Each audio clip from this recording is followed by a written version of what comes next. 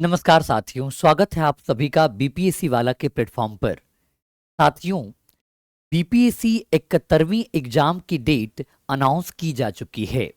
परीक्षा आगामी 13 सितंबर को होने वाली है। हालांकि पहले परीक्षा की तिथि अगस्त में घोषित किया गया था, लेकिन इसे बढ़ाकर 10 सितंबर किया गया और अब इसे बढ़ाकर 13 सितंबर कर दिया गया है। तो आखिर अब हमारे पास कुल 70 दिन के आसपास बचे हुए हैं। इन आखिरी तैयारी के कुछ आखिरी दिनों में हमारी रणनीति क्या होनी चाहिए, हमारी स्ट्रैटेजी क्या होनी चाहिए, इस पे हम बात करते हैं। हमें किन विषयों पे ज़्यादा फोकस करना चाहिए, टेस्ट सीरीज को किस प्रकार से हमें अपने एग्जाम की तैयारी में उपयोग करना चाहिए, और सबसे एक महत्वपूर्ण सवाल है जो विद्यार्थी अक्सर पूछते रहते हैं कि सर कितना घंटा पढ़ें। घंटा से तो वैसे भी नहीं पढ़ना है, सिलेबस को कवर करने के लिए पढ़ना है। तो एक एक करके सारी बातों को चर्चा करते हैं। सबसे पहले हम जान लेते हैं कि किस विषय पर ज्यादा फोकस करें। देखो, अगर हम सबसे पहले प्रश्न पे आते हैं कि किस विषय पर ज्यादा फोकस करें, तो आप देख सकते हो कि 4 विषय जो आपकी तैयारी में सबसे ज्यादा योगदान देता है और आपके बीपीएससी परीक्षा में सबसे ज्यादा मार्क्स भी कवर करता है। ये 4 विषय हैं history, current affair, Bihar special और साइंस। अगर आप हिस्ट्री की बात करो तो हिस्ट्री से टोटल क्वेश्चन कितने पूछ रहे हैं? 30 से 32 क्वेश्चन आपको अकेले हिस्ट्री पेपर से पूछा जाता है, जिसमें से अगर आप मॉडर्न की बात करोगे तो मॉडर्न से 15 से 18 सवाल पूछ रहा है। यानी मॉडर्न का जो वेटेज है वो ज्यादा है। हालांकि जब मैं यहां पे मॉडर्न की बात कर रहा हूं तो बिहार मॉडर्न इंक्लूडेड है। इसके अलावा अगर एंशियंट मिडिवल की बात करें तो मिडिवल से 4 से 5 क्वेश्चन पूछ रहा है, और वही अगर बात करें तो यहां पे आपको 7 से 8 क्वेश्चन देखने को मिलेगा एंशियंट हिस्ट्री से। तो ये तो कोर एरिया है। अब एंशियंट हिस्ट्री में किन टॉपिक से ज्यादा क्वेश्चन पूछ रहा है? तो सबसे पहला टॉपिक जो है महाजनपद का एरा। महाजनपद से आपको ज्यादा क्वेश्चन देखने को मिलेगा। गुप्ता एरा से आपको क्वेश्चन देखने को मिल जाएगा, और हड़प्पा से 1 या 2 प्रश्न पूछ लेता है। तो और साथ ही साथ जो बुद्धिज्म और जैनिज्म है, बौद्ध और जैन धर्म, इनसे क्वेश्चन पूछता है। तो कुल मिलाकर के अगर आप देखो तो 4 से 5 चैप्टर ऐसे हैं जहां से एंशियंट हिस्ट्री में लगातार क्वेश्चन पूछे जा रहे हैं।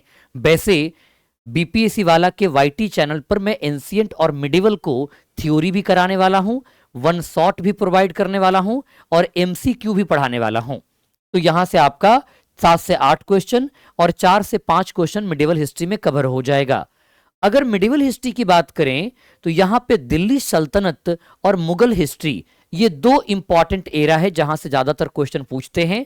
कभी कभी विजयनगर से भी प्रश्न एक आध पूछ लेता है, बट ज्यादातर जो संभावना है पूछने का वो कहां से प्रश्न पूछता है, तो वो चोल काल हो गया और दिल्ली सल्तनत हो गया, मुगल हिस्ट्री हो गया, वहां से क्वेश्चन पूछता है। मॉडर्न हिस्ट्री की बात करोगे तो मॉडर्न हिस्ट्री में एक तो बहुत इंपॉर्टेंट एरा है जिसे हम ट्राइबल रिवोल्ट कहते हैं। तो ट्राइबल रिवोल्ट से तो हर वर्ष क्वेश्चन पूछता है। मुंडा रिवोल्ट, संथाल विद्रोह, इसके अलावा और भी जो ट्राइबल रिवोल्ट रहे हैं जो खास करके बिहार बंगाल के क्षेत्र में संपन्न हुआ, घटित हुआ, वहां से क्वेश्चन पूछा जा रहा है। 1857 के विद्रोह से प्रश्न पूछ रहा है। इसके अलावा भारतीय स्वतंत्रता संग्राम जो गांधी युग है वहां से ज्यादातर क्वेश्चन आपको देखने को मिलता है। तो यहां से आपको ज्यादा प्रश्न पूछेगा। इसके बाद हम आते हैं करंट अफेयर्स पे। अगर आप करंट अफेयर की बात करो तो सबसे ज्यादा क्वेश्चन जो करंट अफेयर में पूछ रहा है वो नेशनल करंट अफेयर से पूछ रहा है, और इसके अलावा इंटरनेशनल से पूछ रहा है। तो नेशनल और इंटरनेशनल मिला करके आपको 15 से 18 सवाल देखने को मिलेगा। काफी महत्वपूर्ण है नेशनल और इंटरनेशनल। अभी अर्धवार्षिकी हाफ ईयरली मैगजीन भी हमारा बीपीएससी वाला का आपको मिल जाएगा, आप वहां से इस पार्ट को कवर कर सकते हो। इसके अलावा अगर बात करो तो स्पोर्ट्स से एक प्रश्न पूछता है। मैं कहूंगा कि अगर आप स्पोर्ट्स सेक्शन को स्किप भी कर दो तब भी काम चल जाएगा। ये मान लो कि एक प्रश्न आप सोल्व नहीं करोगे, लेकिन अगर पूरे वर्ष के स्पोर्ट्स करंट अफेयर को देखो तो काफी वल्की करंट अफेयर आपको देखने को मिलेगा, जिसको याद करना आपके लिए थोड़ा सा जटिल होता है। तो आप स्पोर्ट्स को स्किप कर सकते हो। इसके अलावा जो युद्धाभ्यास होता है वहां से एक क्वेश्चन देखने को मिलेगा, डिफेंस टेक्नोलॉजी से आपको एक क्वेश्चन देखने को मिलेगा, साइंस एंड टेक्नोलॉजी से आपको 3 से 4 क्वेश्चन देखने को मिलेगा। और इस प्रकार से सेगमेंट आपको यहां करंट अफेयर है, लेकिन नेशनल और इंटरनेशनल ये दो कोर एरिया है करंट अफेयर का। तीसरा सेगमेंट है बिहार स्पेशल। और करंट अफेयर से कितने क्वेश्चन पूछते हैं? करंट अफेयर से लगभग 30 क्वेश्चन के आसपास, अप्रोक्स 30 क्वेश्चन आपको यहां से पूछ रहा। तो आप अगर हिस्ट्री और करंट को मिला लो तो आपके 60-62 क्वेश्चन यहां से हो जाते हैं। तीसरा सेगमेंट है Bihar special. Bihar special Bihar geography से आपको 4 से 5 क्वेश्चन देखने को मिलेगा, अगर ओवरऑल सेंसस वगैरह सबको शामिल कर लिया जाए तो। बिहार हिस्ट्री से भी ठीक ठाक क्वेश्चन होता, लेकिन चूंकि यहां पे मैंने हिस्ट्री को बता दिया तो वो हिस्ट्री यहां पे इंक्लूड हो जाएगा, कुछ अलग यहां पे नहीं है। पॉलिटी से आपको 2 से 3 सवाल ही देखने को मिलेगा। इकोनॉमी से आपको 4-5 सवाल, खास करके Bihar economic survey, Bihar budget, या इनकी जो बिहार फॉरेस्ट सर्वे रहा है वहां से क्वेश्चन पूछता है। और कुछ बिहार के जो स्पेसिफिक करंट अफेयर्स हैं, डेवलपमेंट, कुल मिला के आपको यहाँ पे 20 से 25 क्वेश्चन आपको बिहार स्पेशल के सेगमेंट से देखने को मिलेगा। तो आपका कितना हो गया? 85 क्वेश्चन। और साइंस सेगमेंट की बात करूं तो साइंस से आपको 30 क्वेश्चन पूछ रहा है, 30 क्वेश्चन, जहां पे सबसे ज्यादा जो क्वेश्चन वो पूछ रहा है, अगर 30 क्वेश्चंस में तो आपको बायोलॉजी सेगमेंट से ज्यादा क्वेश्चन देखने को मिलेगा। अब तो वो साइंस टेक से भी 5 से 6 क्वेश्चन साइंस टेक सेगमेंट से पूछ रहा है। और फिजिक्स केमिस्ट्री से ज्यादातर क्वेश्चन जो आपको देखने को मिलता है वो अप्लाइड केमिस्ट्री का या अप्लाइड फिजिक्स के क्वेश्चन देखने को मिलते हैं। जैसे पसीना आ रहा है, कमरे में पंखा चलाने पर पसीना वाला मामला हो, या तो प्रेशर कुकर में खाना जल्दी क्यों पक जाता है, इस प्रकार के अप्लाइड क्वेश्चन ज्यादा देखने को मिलता है। तो आप फिजिक्स केमिस्ट्री को भी फोकस कीजिए, प्रीवियस ईयर आप सोल्व कीजिए, आप घटना चक्र सोल्व कीजिए, साथ ही साथ आप बायोलॉजी को अच्छे से प्रिपेयर कीजिए, क्योंकि यहां से आपको ठीक ठाक सवाल आपको पूछे जाते हैं। तो ये तो आपका कवर कर सकते हो, तो काफी एरिया है। अब अंतिम समय में क्या करोगे? अंतिम समय में बिहार स्पेशल को लेकर के आप कुछ भी फॉलो कर सकते हो। अगर मेरा नोट्स आपके अवेलेबल मिल जाता है तो आप उस नोट्स को यूज कर लीजिए। पेड क्लास में जो भी बच्चे बिहार स्पेशल पढ़े हैं उनके पास नोट्स होगा, आप उनका नोट्स यूटिलाइज कर सकते हो। इसके अलावा बिहार पॉलिटी का तो मैं पूरा का पूरा लेक्चर ही अपलोड करके रखा हूं, जिसको जाकर के आप देख सकते हो। साइंस को अमित सर ने बहुत डिटेल से एलेबोरेट वे में पढ़ा रखा है, आप वहां से कवर कर सकते हो। अगर मार्केट की बुक की बात करोगे तो मैं आपको सजेस्ट करूंगा कि आप कोई भी किताबें पढ़ लो, लेकिन प्री IQ और कुछ क्वेश्चन जरूर प्रैक्टिस कर लेना, क्योंकि उससे आपकी जो गलती होने की संभावना होती है वो कम हो जाती है। साइंस आप घटना चक्र से बेहतर तौर पर प्रैक्टिस कर सकते हो।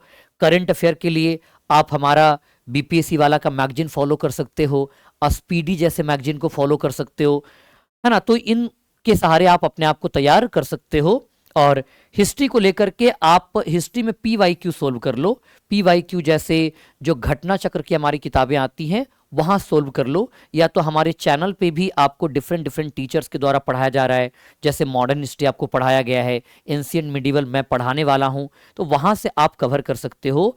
अंतिम समय में शॉर्ट और कंसाइज अगर आप कवरेज करते हो तो बेहतर रिवीजन कर पाओगे और चीजें भी क्रिस्टल क्लियर होगा। तो आपको इन 3-4 सब्जेक्ट को बहुत ज्यादा फोकस करना है।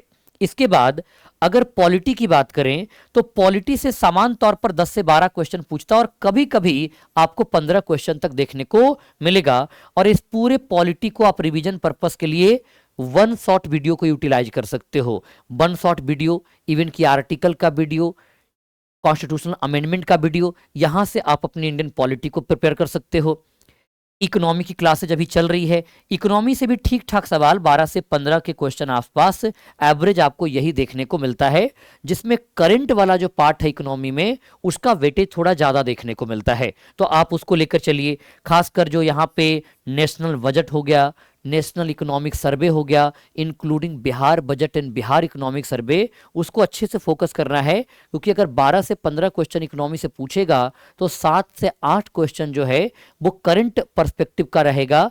जो कोर इकोनॉमी है वहां से थोड़े क्वेश्चन आपको कम मिलेंगे, लेकिन चूंकि करंट वाला पार्ट को पढ़ने के लिए आपको कोर तो पढ़ना ही पड़ेगा। ज्योग्राफी से भी आपको 12 से 15 क्वेश्चन मिलेगा, और ज्योग्राफी जो होता है ना ये एनसीईआरटी बेस्ड पूछता है।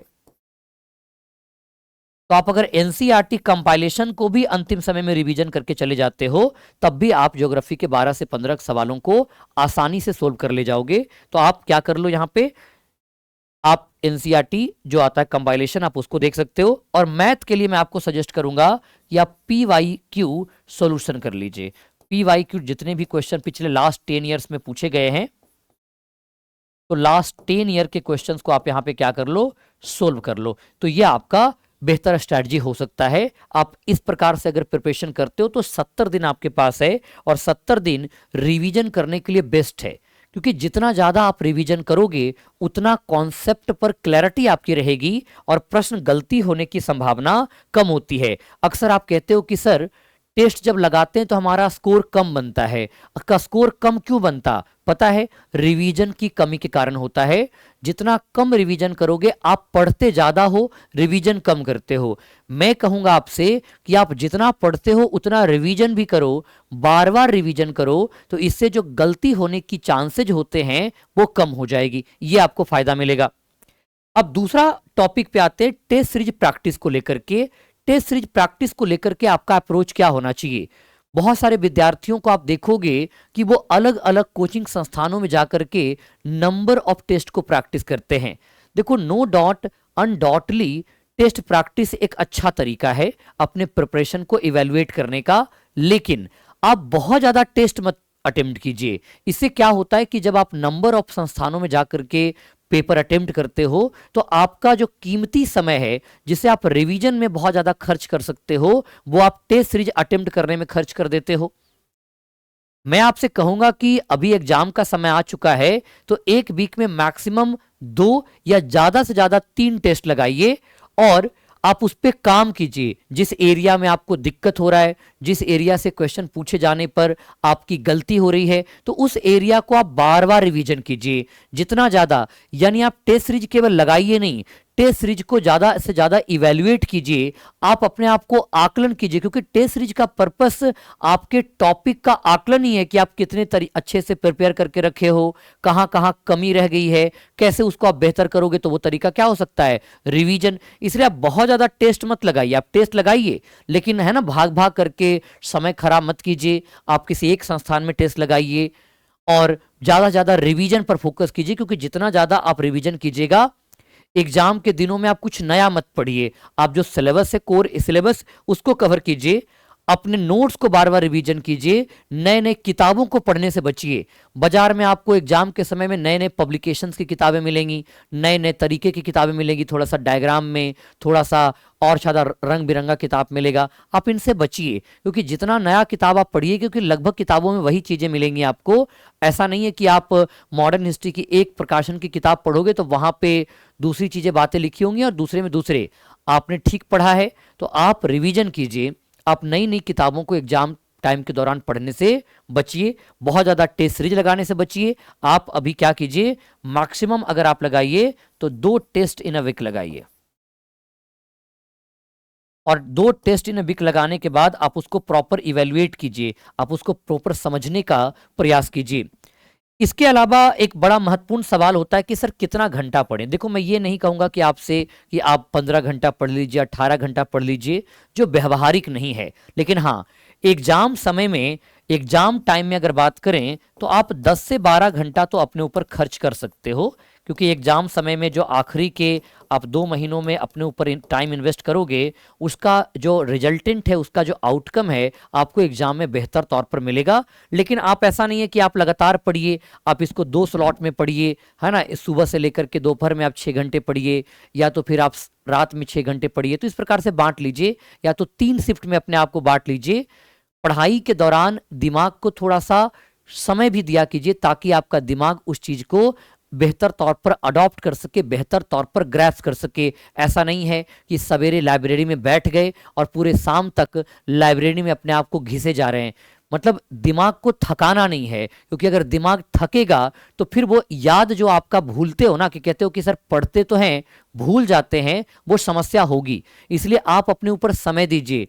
आप सुबह में मॉर्निंग वॉक भी कर लीजिए 5-10 मिनट का, बॉडी को थोड़ा एनर्जेटिक बना के रखिए, ताकि आपकी जो प्रोडक्टिविटी है वो प्रोडक्टिविटी बेहतर हो। बहुत सारे आप बच्चों को देखोगे कि वो खूब पढ़ाई करते हैं लेकिन उनको याद नहीं रह पाता। पता है क्यों? क्योंकि वो अपनी पूरे दिमाग को थका चुके हैं, इसलिए वो याद नहीं रख पाते हैं। आप दिमाग को बीच बीच में समय दीजिए, उसको रेस्ट दीजिए, ताकि वो अपने आप को फिर से क्या कर सके, अप एनर्जी को रिस्टोर कर सके। ऐसा नहीं कि किसी टॉपर ने कह दिया था कि 18 घंटा पढ़ोगे तभी बीपीएससी निकलेगा, हम तो 18 घंटा पढ़ नहीं पा रहे हैं तो फ्रस्ट्रेट हो गए। ऐसा नहीं सोचना है, आराम से पढ़ना।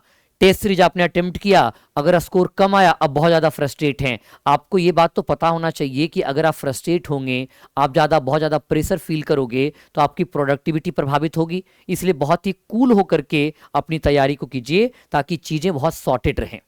ठीक है, तो ये क्लियर होना चाहिए कि आपको किन विषयों पर फोकस करना है, कहां कहां से अपने टॉपिक्स को प्रिपेयर करना है, और हर विषय को लेकर के अप्रोच क्या रखना चाहिए, ताकि आप कम समय में बेहतर रिवीजन कर सको और अच्छा स्कोर प्राप्त कर सको। ठीक है साथियों, तो मिलते रहेंगे क्लासेज के माध्यम से। उम्मीद करता हूं कि ये सेशन आपको बेहतर तौर पर आपकी तैयारी के स्ट्रैटेजी को बेहतर तौर पर एकोमोडेट और अडाप्ट करने में आपको बेहतर बनाएगा। ठीक है, बहुत बहुत धन्यवाद साथियों आप सबका।